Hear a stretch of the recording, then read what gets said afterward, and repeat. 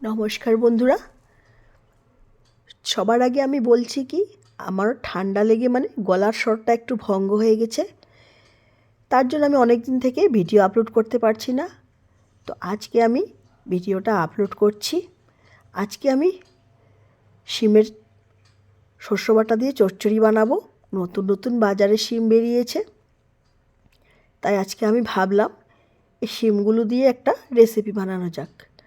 তো সবার আগে আমি শিমের যেটা উপরে একটা শির থাকে সেই শিরটাকে আমি বের করে নেব। এভাবে আলতো করে আমি শিরগুলোকে কিন্তু বের করে নেব। তো এই শিমটার কিন্তু শিরটা বেরোয়নি, আমি একটু চেঁচে নিয়েছি।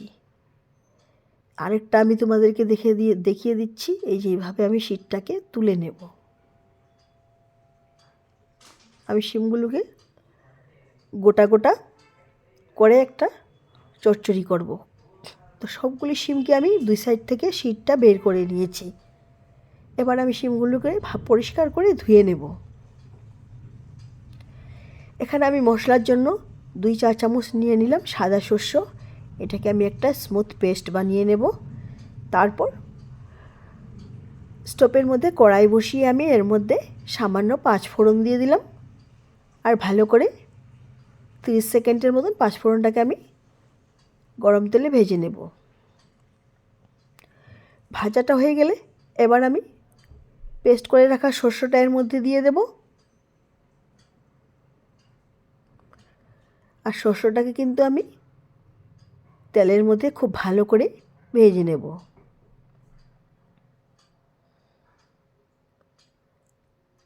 এখন আমি শস্যের সাথে অ্যাড করব 1 চামচ হলুদ গুঁড়ো, 1 চামচ লঙ্কা গুঁড়ো, পরিমাণ মতো নুন দিয়ে দেব।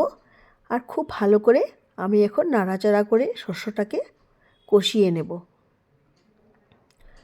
তো কষানোটা দেখো আমার হয়ে গেছে, আমার কিন্তু তেলটাও ছেড়ে দিয়েছে। এবার আমি শিমগুলোকে দিয়ে দিলাম শস্য বাটার মধ্যে। শিমগুলোকে ভালো করে উপর নিচ করে মিলিয়ে নিলাম।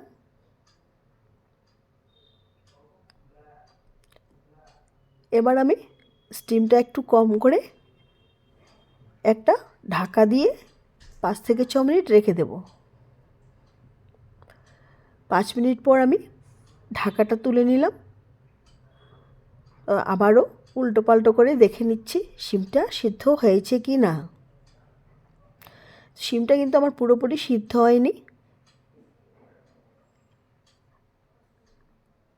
এবার খুব ভালো করে মশলাটাকে, যেহেতু নিচে একটু মশলাটা লেগে গিয়েছিল, তাই আমি খুব ভালো করে মশলাটাকে খুন্তির সাহায্যে তুলে নিলাম। এবার আমি, যেহেতু আমার শিমটা সেদ্ধ হয়নি, তার জন্য সামান্য একটু জল দেব।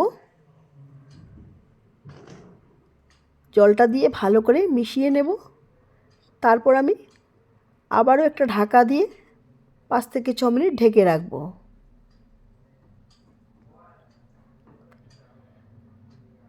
এবার হতে দেব। তো 6 মিনিট পর আবারও আমি ঢাকাটা তুলে নিচ্ছি। এবার কিন্তু আমার শিমটা সেদ্ধ হয়ে গেছে। আমি এখন আর ঢাকাটা দেব না। এভাবে আমি খোলাভাবে জলটাকে শুকিয়ে নেব। আমি একেবারে শুকনো শুকনো করে বানাবো রেসিপিটা। তো দেখো বন্ধুরা, আমার রেসিপিটা কিন্তু এবার তৈরি হয়ে গেছে।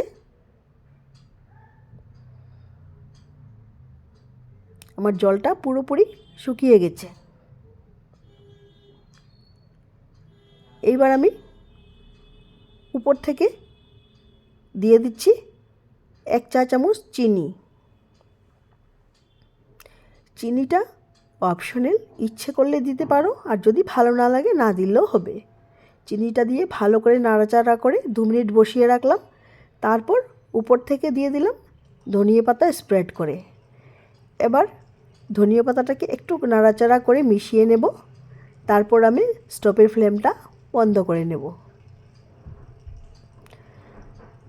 এভাবে আমি নাড়াচাড়া করে দিলাম। এবার স্টোভের ফ্লেমটা আমি বন্ধ করে নিচ্ছি।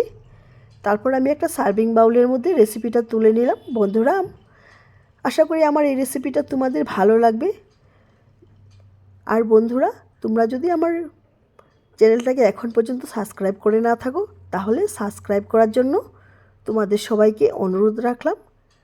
আর পাশে থাকা বেল আইকনটা অবশ্যই ক্লিক করবে যাতে আমার নতুন নতুন ভিডিও খুব তাড়াতাড়ি তোমরা পেয়ে যাও। ধন্যবাদ।